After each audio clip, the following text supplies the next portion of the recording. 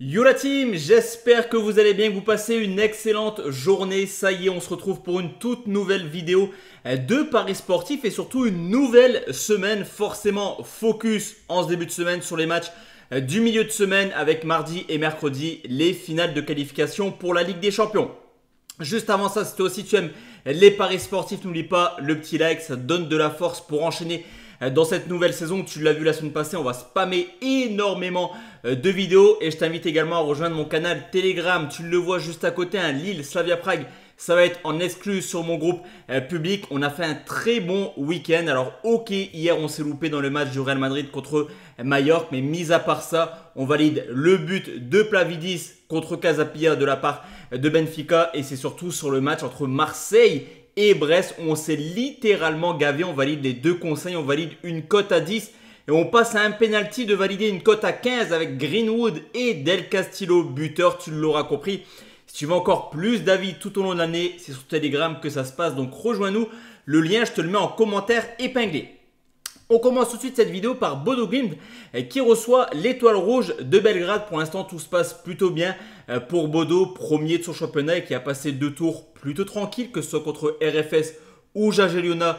4 matchs, 4 victoires pour les locaux. Mais cependant, défensivement, c'est quand même une équipe qui encaisse du but. On le voit actuellement, 2 petits clean sheets sur les 10 dernières rencontres. Alors vous me direz, Belgrade, c'est pas mieux. C'est également une équipe qui encaisse quelques buts, mais c'est surtout une équipe qui est capable de marquer. Là aussi, c'est un club qui a fait le plein de confiance depuis le début de saison. 13 points pris en 5 matchs de championnat et 18 buts marqués. Donc clairement, pour moi, il y a match. C'est un peu du 50-50 pour moi dans la qualification. Avantage quand même à l'étoile rouge de Belgrade qui recevra au match retour. Mais pour ce match aller, je vais prendre les deux marques à 1,56.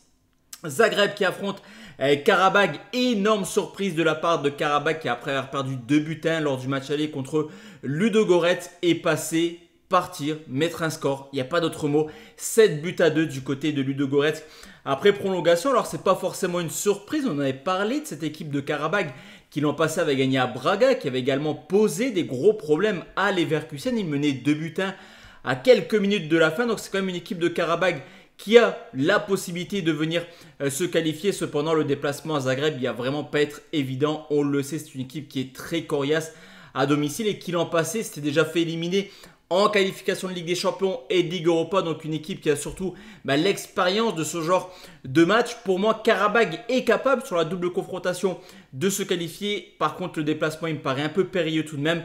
Donc on va sécuriser qu'un match nul remboursé si Zagreb, c'est coté 1,74 et c'est plutôt pas mal. Comme je te l'ai dit, Lille, Slavia Prague, là par contre c'est en exclu sur mon groupe public. Donc j'enverrai un petit bet sur les coups de 20h, 1 heure avant la rencontre. On enchaîne avec les matchs de mercredi. On commence par Kiev, le Dynamo de Kiev qui reçoit Salzbourg. Alors comme d'habitude, Kiev ne joue pas à domicile dans son stade habituel. Mais en tout cas, c'est quand même plusieurs mois qu'ils font ça. Donc ça commence quand même à devenir leur stade à domicile. Une équipe de Kiev qui a montré des choses très intéressantes au tour précédent contre les Rangers, qui avait également montré des choses intéressantes contre le Partizan Belgrade en s'imposant 9 buts à 2 à leur retour. Mais là, un petit peu comme Karabakh contre Zagreb, c'est un autre morceau qui vient du côté de l'Ukraine. C'est Salzbourg qui est en grande forme actuellement, que ce soit en championnat mais également en Coupe d'Europe. 5 buts passés à Twente. Belle prestation quand même pour les Autrichiens. Et on l'avait dit en début de saison, Salzbourg, c'est une équipe qui est vraiment portée vers l'offensive. Kiev a également des arguments à faire valoir. On ne s'ennuiera pas également. Donc, on va prendre un plus de 2,5 à 1,55. On enchaîne avec Malmo qui reçoit le Sparta Prague après le Slavia Prague mardi. C'est le Sparta Prague qui joue mercredi. Pourquoi pas avoir 2 équipes tchèques en Ligue des Champions? Ce serait plutôt pas mal pour l'Indy-Sueva en République tchèque. Alors, forcément, sur ce coup, avantage quand même au Sparta Prague qui reste sur une folle série à l'extérieur de 12 victoires de suite et qui sur les 12 victoires a marqué 2 buts au moins 11 fois. Donc tu l'auras compris, cette équipe du Sparta, elle est capable de se déplacer. On l'avait vu un petit peu l'an passé également, à l'instar de Karabag, une équipe capable de faire des coups à l'extérieur qui, mis à part l'humiliation à Liverpool 6 buts à 1, fait quand même une campagne européenne plutôt agréable, on va dire. Pour Malmo, c'est un peu différent. C'est rare qu'ils participent à la Ligue des Champions. On en avait parlé la semaine passée. Ils se font souvent éliminer lors des tours préliminaires. Alors, ils ont réussi un exploit quand même en sortant le PAOK. On va pas se mentir. Mais là, par contre, je trouve que quand même Le Sparta me semble légèrement au-dessus, même si tout se passe bien pour Malmö à domicile. Pour moi, le Sparta devrait se qualifier et prendre une option dès le match aller. Donc on va partir sur un match nul où le Sparta Prague s'est coté à 1,55. On enchaîne avec Midtjylland qui reçoit le Slovan Bratislava. On va pas se mentir, sur le papier, c'est l'affiche la moins séduisante. D'ailleurs, que ce soit Midtjylland ou Bratislava, ça va être une grande sensation quand même de les voir en Ligue des Champions. Deux équipes qui ne sont pas du tout habituées à jouer la LDC, surtout avec ce nouveau format de 36 équipes. Ça devrait terminer dans le fin fond du classement, je pense, à la fin de la campagne européenne de LDC. Donc une équipe de Midtjylland qui est plutôt en forme. Bratislava également, c'est deux équipes qui sont plutôt sur un début de saison assez cohérent. À côté de ça, tu as une équipe de Midtjylland qui me semble légèrement supérieure de par son expérience, on va dire, en Coupe d'Europe, mais également de par son début de saison. 4 matchs, 4 victoires à domicile. 0 but encaissé au contraire de Bratislava qui est certes resté invaincu. Pour l'instant, c'est 3 déplacements en Ligue des Champions. Il y a eu une victoire, 2 matchs nuls. Mais quand on regarde un peu les statistiques, je ne vais pas vous mentir, je n'ai pas regardé les tours précédents de Bratislava. Mais quand on regarde un petit peu les stats des rencontres, Bratislava est largement dominé. Et les 3 matchs sans défaite à l'extérieur révèlent clairement de l'exploit. Donc pour moi, Midtjylland, 1,66 c'est plutôt pas mal. On aurait même pu sécuriser avec un nul remboursé si Midtjylland. Mais en tout cas, 1,66.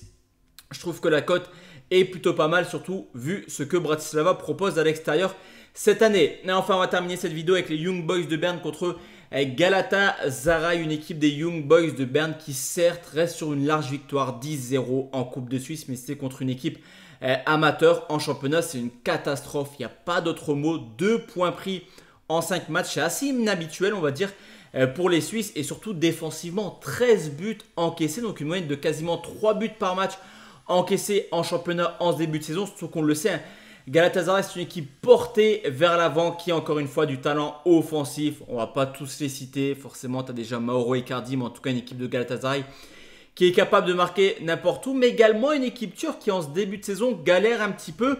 Une défaite 5-0 contre Beşiktaş, 2 courtes victoires, 2 buts 1 en championnat. Tu l'auras compris, cette équipe de Galatasaray, ce n'est pas forcément la plus sereine défensivement en ce début de saison.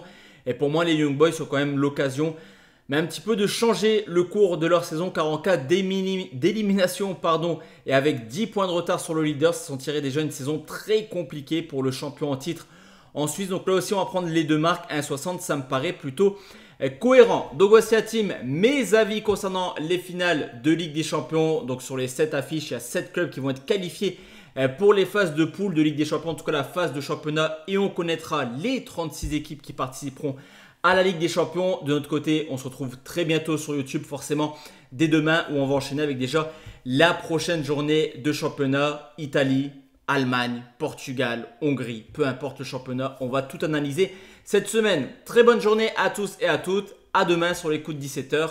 Ciao ciao la team.